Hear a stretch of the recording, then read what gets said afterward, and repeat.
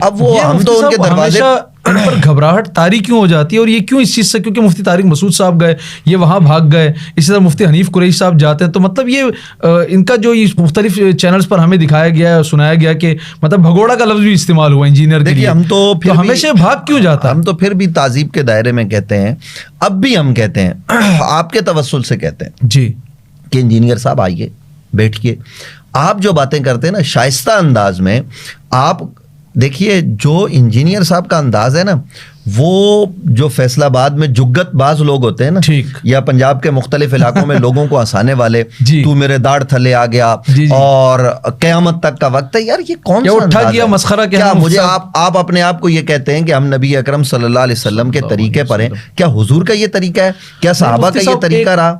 تو جب حدیث کی کتاب میں بات آ جائے تو ہم حدیث لکھنے والے امام کے متعلق بات نہیں کریں گے. اسی طریقے سے اگر کسی کتاب میں کوئی ایسی بات آ گئی تو اس کتاب کے لکھنے والے, اور ظاہر لکھنے والا بھی معلوم نہیں ہے, تو ہم پوری امت کی تکفیر کر دیں, حضرت خواجہ صاحب کی تکفیر کر دیں, تو یہ زیادتی ہے, یہ ظلم ہے انجینئر صاحب کی طرف سے. اور میں انجینئر صاحب کو ایک مرتبہ پھر آپ کے پروگرام کے توسط سے یہ دعوت دینا چاہتا ہوں کہ حضور آئیے, آپ بیٹھیے, ہم آپ کو کھائیں گے نہیں, ہم آپ کے ساتھ تبادلہ کریں گے قرآن اور حدیث سے.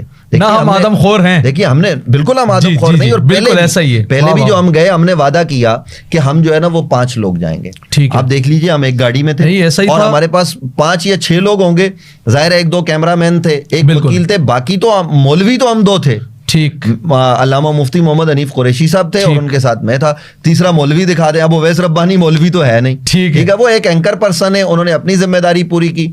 ہم جو ہے نا وہ جو مفتی صاحب کے ساتھ لوگ تھے وہ ہم تو 3 تھے, اور میرے خیال میں 2-3 لوگ جو ہے نا وہ اویس ربانی بھائی کے ساتھ تھے, ایک وہ تھے اور 1-2 ان کے کیمرہ مین تھے. اور ہم تو یہ کہہ رہے تھے کہ بھائی نیوٹرل کیمرہ مین, نہ آپ کا نہ ہمارا, اویس ربانی کا کیمرہ چلے اور وہ ریکارڈ کرے, اور اگر دونوں نے کرنا ہے تو آپ کا اور ہمارا کیمرہ ریکارڈ کرے, تاکہ دنیا کو حقائق پتہ چلے, اور پتہ چلے کہ خدا نخواستہ اگر وہ کوئی ایسی بات کر جاتا ہے اور بعد میں کوئی بات لیک ہو جاتی ہے تو کم از کم ہمارے پاس ریکارڈڈ چیز تو موجود ہو. دیکھیے یہ بھی, اور دوسرا میں انجینئر صاحب کی جگہ پر ہوتا تو میں کیا کرتا, کہتے ٹھیک ہے جی اویس ربانی صاحب, مفتی حنیف قریشی صاحب, آپ لوگ آ گئے, آئیے, خوش آمدید. اور جو جیلم کا سب سے اچھا ناشتہ ہوتا یہ وہ میں کرواتا, اور کروانے کے بعد میں بولتا اخلاق تو یہی ہے, میں کہتا بھائی دیکھو آپ نے مناظرے کا اعلان کیا, قریشی صاحب نے قبول کیا, میں نے تو قبول کیا ہی نہیں, چلے اب مہینے بعد میں قریشی صاحب کے گھر چلا جاؤں گا, وہاں جا کے بات کر لیں گے, یا میں قریشی صاحب کو بلا لوں گا, بات ہی ختم ہو جاتی. اور ہم ان کو بعد اذان ان سے وقت لے کر اکیلے میں بھی ان سے بات کرتے.